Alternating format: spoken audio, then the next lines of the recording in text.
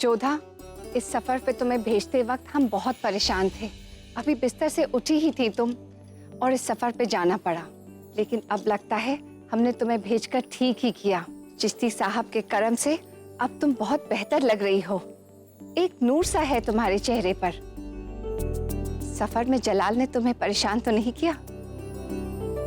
नहीं अम्मी जान, उन्होंने तो हमारा बहुत ध्यान रखा। किसी समस्या को अवसर ही नहीं दिया कि वो हमारे आस-पास भी आ सके।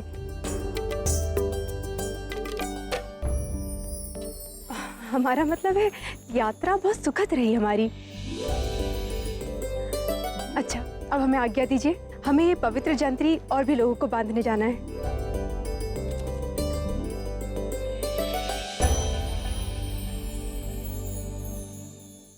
खुदा तुम्हें इसी तरह हमेशा खुश रखे जोधा। आपको क्या लगता है सलीमा बेगम? हमें लगता है अम्मी जान कि हमने इस सफर पर ना जाके बहुत अच्छा किया।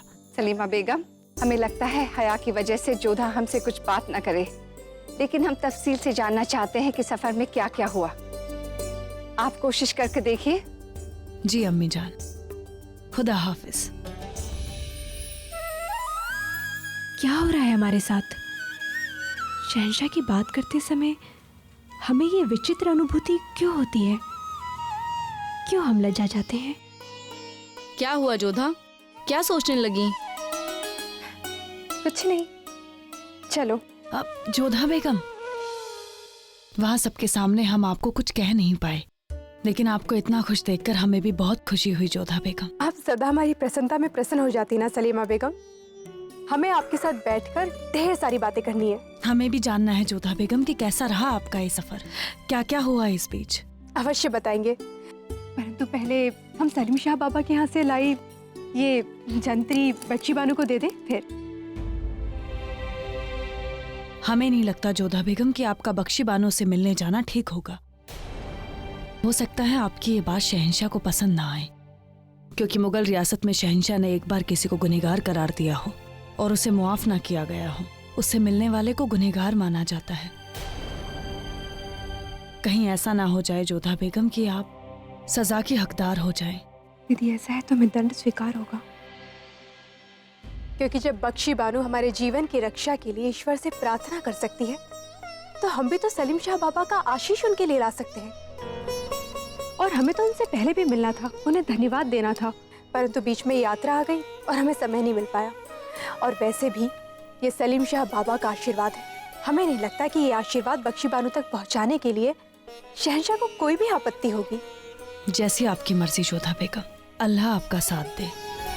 अपने सफर में हमने एक रात एक बियाबान में गुजारने का फैसला किया, लेकिन खुद सामने से एक नेक इंसान ने हमें पनाह दी, हमारी अच्छी तरह से खातिरदारी की। मगर रात को उसी के घर पर डाकुओं ने हमला कर दिया।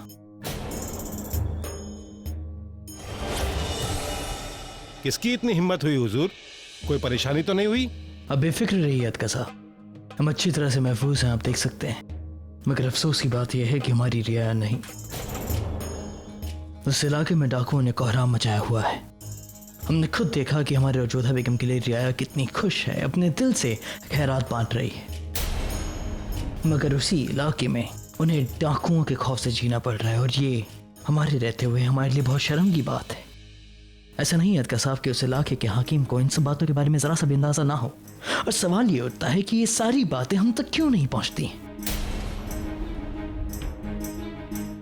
सवाल ये उठता है कि किसकी शह मिल रही है डाकुओं को। सवाल ये उठता है कि किसकी वजह से सिपाही उन डाकुओं का क्यों कुछ नहीं कर रहे हैं। सवाल ये उठता है अतका साहब कि क्यों इन सब बातों के होते हुए हमारी रियाया को मजबूरन खौफ में जीना पड़ रहा है।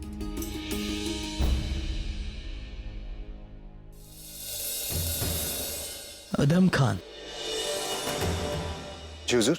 क्या तुम्हें अंदाजा है कि डाकुओं को किसकी शाह मिल रही है? हुजूर कुछ कह नहीं सकते। इस मामले की तह तक जाने की जिम्मेदारी हम तुम्हें सौंपते हैं। अपनी तफ्तीश करने के बाद तुम अपनी सारी खबर अतका साहब को दोगे। जी हुजूर।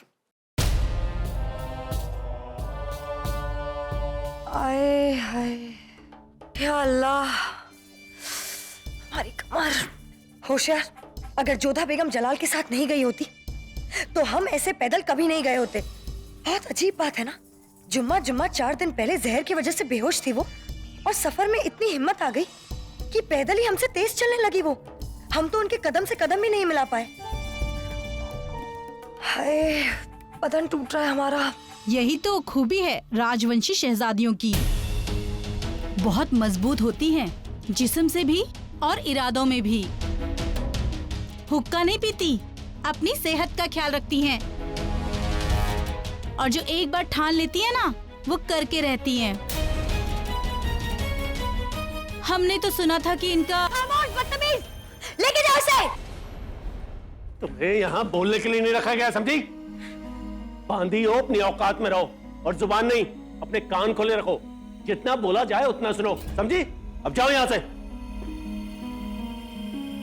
जाने दो बेगम साहिबा, नादान है, बोलने की तमीज नहीं। आप आंखें बंद करो। अब आदाब मलिका खास। आइए महामंगा, हमें आप ही का इंतजार था, बैठिए। शुक्रिया।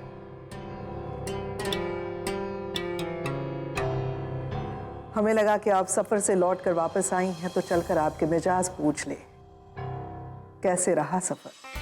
मिजाज बेहद दुरुस्त है, क्योंकि जोधा बेगम की जलाल के करीब आने की कोशिश को हमने नाकाम कर दिया।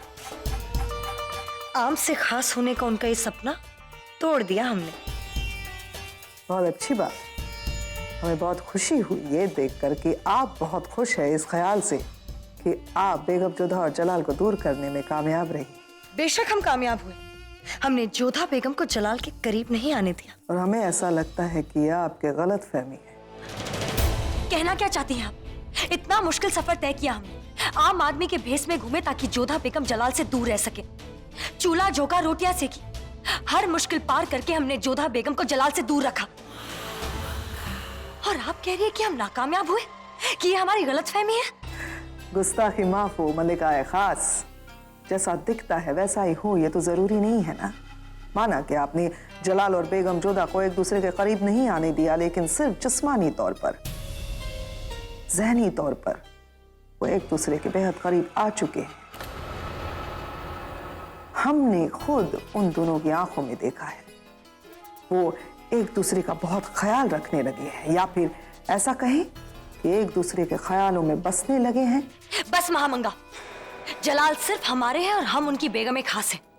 ये बात हम हमेशा साबित कर चुके हैं, पहले भी और इस सफर में भी। शायद आप जोधा बेगम को लेकर कुछ ज्यादा ही दूर की सोच रही हैं।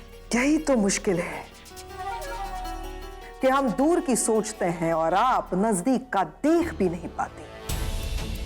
आपको ऐसा लगता है कि आपने बेगम जोधा को आम से खास बनने नहीं दिया, लेकिन क्या आप जानती हैं कि बेगम जोधा ने बिना आपको पता लगे, बिना आपको भनक लगे, आपको खास से आम बना दिया।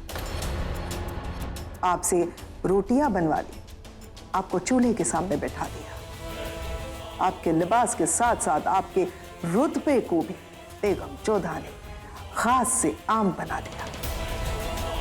अब हम यही दुआ करेंगे कि खुदा आपके औहदे, आपके रुतबे और आपके लिबास को भी सलामत रखे। खुदा हाफिज।